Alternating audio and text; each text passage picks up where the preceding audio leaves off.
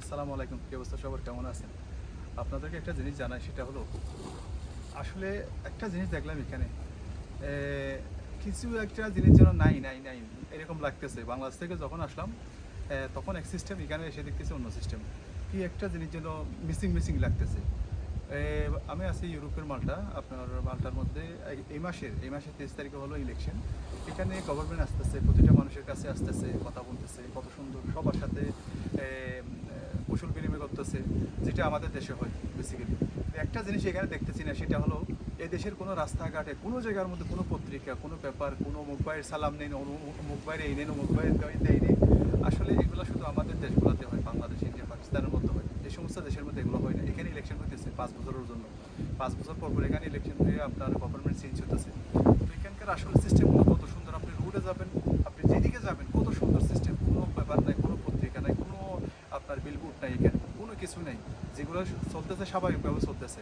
আপনাকে একটা জিনিস জানে, বাংলাদেশের মধ্যে এখন বর্তমানে যারা এই ক্ষমতায় দলে আছে এবং অতীতে যারা ছিল, একটা সিস্টেম ছিল অয়েলের দাম বাড়ানো, এই দাম বাড়ানো, সেই দাম বাড়ানো। এই দেশের একটা সিস্টেম আমি মাল্টিদেরকে জিজ্ঞেস করছি, যেহেতু এখন ইরান আমেরিকার যুদ্ধ চলতেছিল, এখন এখন তো অবশ্য বন্ধ হয়েছে। তো আমি জিজ্ঞেস করছিলাম তাদেরকে, আসলে এখানে তেলের দাম স্টেবল কেন, এখানে তেলের দাম বাড়ে না কেন? এরা বলতেছে 10 বছর আগে নাকি এখানে একটা কানুন করছিল, তেলের দাম 1.2, মানে 1 টাকা 20 পয়সা থাকবে অকটেন, তারপরে এরকম 1 টাকা 30 পয়সা, 1 টাকা 20 পয়সা, 1 টাকা 10 পয়সা, এরকম হলো অয়েলের দাম। তো এরা 10 বছর পর্যন্ত এই তেলের দাম বাড়াবে না। তারা বলছে যে গভর্নমেন্টই আসুক, সেটা অনুমোদন হয়েছে, পার্লামেন্টেও অনুমোদন হয়েছে, তারা পাশ করছে, মাল্টি পাবলিক যারা আছে তারা অবশ্যই করছে, এটা অ্যাকসেপ্ট করছে।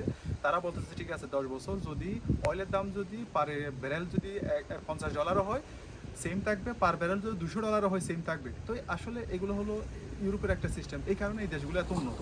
আমাদের দেশের মধ্যে যে তেলবাদ যেগুলো আছে, এই যে তেল মারো, এই অমুক করে মারো, অমুক করে ওই এইটা হলো নেতা, এই নেতার চামচা, এই হলো এই নেতার চামচা, এই জিনিসগুলো এই দেশে নাই। এই দেশে সব কিছু আছে, কিন্তু এই জিনিসগুলো নাই, তেল মারামারি নেই। এই কারণে এই দেশগুলো এত উন্নত।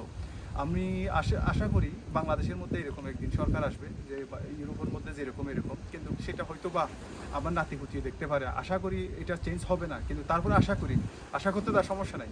আশা করি, কিন্তু এটা আশা করি হবে হয়তো বা অদূর ভবিষ্যতে। কিন্তু আল্লাহর কাছে দোয়া করি যাতে এটা হয়, এরকম সুন্দর একটা শৃঙ্খলা ফিরিয়ে আসে বাংলাদেশের মধ্যে। তো এই হলো কথা। ভালো থাকবেন, সুস্থ থাকবেন।